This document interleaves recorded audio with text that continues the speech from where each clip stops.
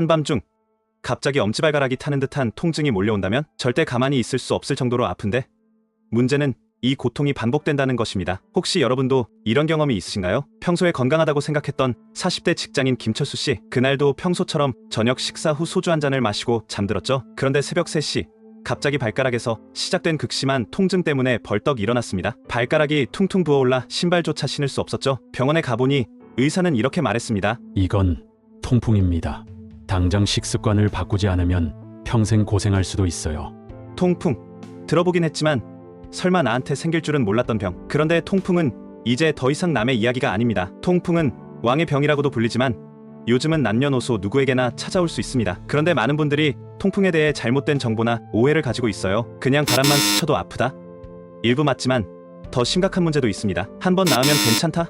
아닙니다. 방치하면 관절이 망가질 수도 있습니다. 그래서 오늘 영상에서는 통풍의 원인, 증상, 치료법, 그리고 예방법까지 실제 사례를 통해 쉽게 알려드리겠습니다. 이 영상을 끝까지 보신다면 통풍이 왜 생기는지, 어떻게 치료할 수 있는지, 그리고 다시는 재발하지 않도록 관리하는 법까지 알게 되실 겁니다. 그럼 바로 시작해볼까요? 2일, 통풍의 원인. 김철수 씨는 병원에서 통풍 진단을 받고 나서야 의문이 들었습니다. 나는 평소에 건강했는데 도대체 왜 나에게 이런 일이 생긴 거지?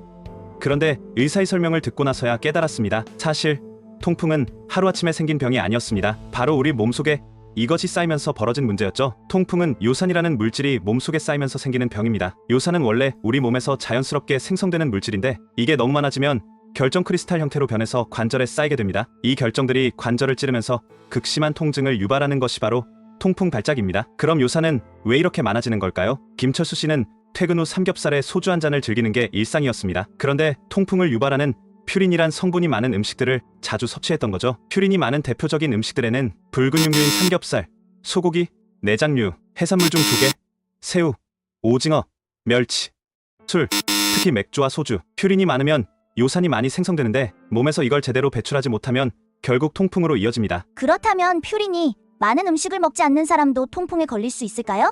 네, 가능합니다. 바로 신장이 요산을 제대로 배출하지 못하는 경우인데요. 특히 이런 경우 통풍의 위험이 높기 때문에 특별하게 주의해야 합니다. 유전적으로 신장이 약한 경우, 비만이나 당뇨가 있는 경우, 고혈압, 신장 질환이 있는 경우, 즉 통풍은 단순히 음식을 잘못 먹어서 생기는 병이 아니라 우리 몸이 요산을 제대로 배출하지 못해서 생기는 문제라는 거죠. 정리하자면 퓨린이 많은 음식을 자주 먹거나 몸에서 요산을 제대로 배출하지 못하면 요산이 쌓이고 통풍 발작이 생기게 됩니다. 그리고 이걸 방치하면 어떻게 될까요? 바로 다음에서 통풍이 얼마나 위험한 병인지, 어떤 증상이 나타나는지 알려드리겠습니다. 2.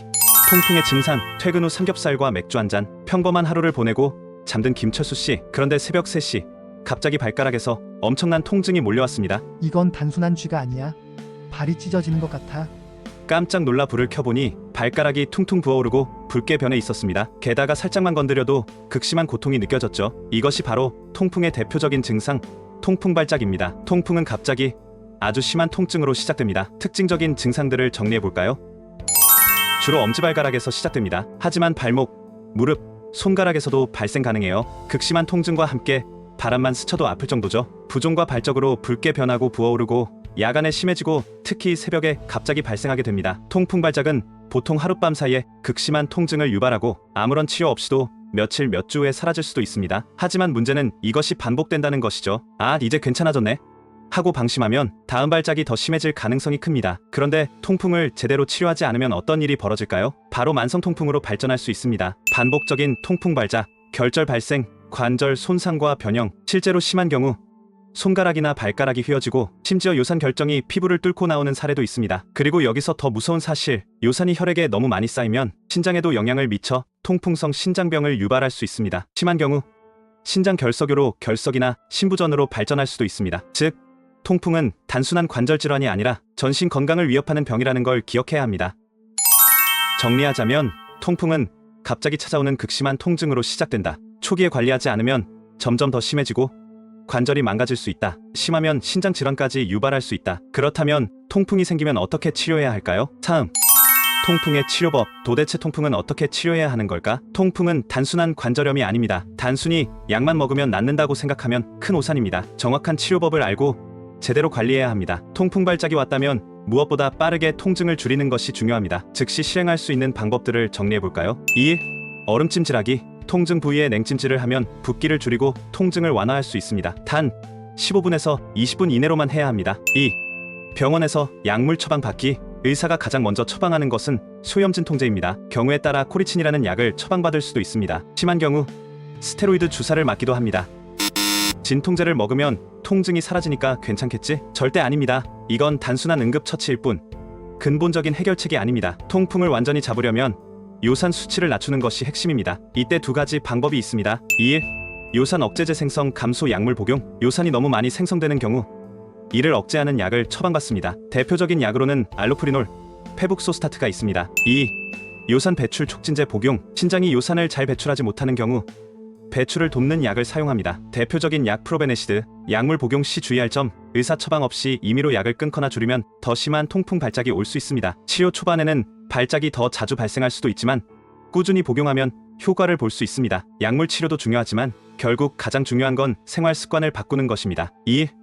퓨린이 많은 음식 피하기. 붉은 고기, 내장, 해산물 멸치, 새우, 조개와 술, 특히 맥주와 소주 절대 금지입니다. 2. 물을 많이 마시기. 하루 최소 2리터 이상의 물을 섭취하면 요산 배출이 원활해집니다. 3. 체중 조절하기. 비만은 통풍의 위험을 2에서 3배 증가시킵니다. 하지만 너무 급격한 다이어트는 오히려 요산 수치를 높일 수 있으니 주의해야 합니다. 4. 꾸준한 운동하기. 과격한 운동보다는 가벼운 유산소가 좋습니다. 5. 정기적으로 요산 수치 체크하기. 병원에서 6개월에서 1년에 한 번씩 혈액 검사를 통해 요산 수치를 확인하세요. 정리하자면 통풍 발작이 오면 빠르게 진통제와 냉찜질로 응급처치, 요산 수치를 낮추는 약물 치료가 필요함. 생활 습관을 개선하지 않으면 재발 가능성 매우 높음. 그렇다면 통풍을 미리 예방하는 방법은 없을까요? 다음에서 통풍을 막는 최고의 예방법을 알려드리겠습니다. 4. 통풍의 예방법. 김철수 씨는 통풍 발작을 겪고 나서야 큰 깨달음을 얻었습니다. 이제 진짜 생활 습관을 바꿔야겠다. 그는 병원에서 처방받은 약을 꾸준히 먹으면서 식단을 조절하고 운동을 시작했죠. 그리고 1년 후 그동안 한 번도 빠지지 않았던 통풍 발작이 사라졌습니다. 요산 수치도 안정적으로 유지되었죠. 통풍은 관리만 잘하면 충분히 예방할 수 있다. 바로 이게 핵심입니다. 통풍 예방의 첫 번째 핵심은 음식 관리입니다. 퓨린이 많은 음식을 피하면 요산 수치가 올라가는 걸 막을 수 있죠. 먹으면 좋은 음식들, 저지방 단백류, 채소, 과일, 물을 많이 마시는 것만으로도 통풍을 예방할 수 있습니다. 요산은 소변을 통해 배출되기 때문이죠. 하루 2리터 이상 물 마시기. 커피와 녹차도 요산 배출에 도움됨. 하지만 단 음료, 탄산, 과일 주스는 오히려 요산 수치를 높일 수 있음. 비만은 통풍 발병 위험을 2에서 3배 높입니다. 하지만 너무 급격한 다이어트는 오히려 위험할 수 있습니다. 단기간에 살을 빼는 극단적인 다이어트는 절대 피해야 합니다. 너무 격렬한 운동 피하세요. 가벼운 유산소 운동 주 3에서 5회 30분 이상 꾸준히 하기. 통풍은 발병 전에 미리 예방하는 게 가장 중요합니다. 그래서 정기적인 검진을 받는 것이 필수입니다. 6개월에서 1년에 한 번 혈액 검사로 요산 수치 체크. 가족력이 있다면 더 자주 검사받기. 건강한 생활 습관을 유지하는 것이 최고의 예방법. 정리하자면 퓨린이 많은 음식 피하고 건강한 식단 유지하기, 하루 2리터 이상 물 마시기, 규칙적인 운동과 체중 관리하기, 정기적인 건강검진으로 요산 수치 체크하기. 이 4가지만 잘 지켜도 통풍을 예방할 수 있습니다. 김철수 씨는 통풍 진단을 받고 나서야 큰 깨달음을 얻었습니다. 그 후 그는 식습관을 바꾸고 운동을 시작했습니다. 그리고 1년 후 통풍 발작은 더 이상 찾아오지 않았고 요산 수치도 안정적으로 유지되었죠. 결국 통풍은 관리만 잘하면 충분히 예방하고 조절할 수 있는 병입니다. 오늘 영상에서 이야기한 통풍 관리의 핵심 4가지 다시 한번 정리해볼까요? 퓨린이 많은 음식 피하기, 물 충분히 마시기, 규칙적인 운동과 체중 조절, 정기적으로 요산 수치 체크하기. 이 4가지만 지켜도 통풍 발작 없이 건강한 삶을 유지할 수 있습니다. 여러분도 혹시 통풍을 겪고 계신가요? 아니면 가족 중에 통풍으로 고생하시는 분이 계신가요? 여러분의 경험이나 궁금한 점을 댓글로 남겨주세요. 좋은 정보는 함께 나누고 서로 도움이 되는 게 중요하니까요. 그리고 이 영상이 도움이 되었다면 좋아요와 구독 꼭 눌러주시고 주변에도 공유해서 통풍에 대해 함께 알아가면 좋겠습니다. 앞으로도 건강한 삶을 위한 유익한 영상으로 찾아뵙겠습니다. 지금까지 시청해주셔서 감사합니다.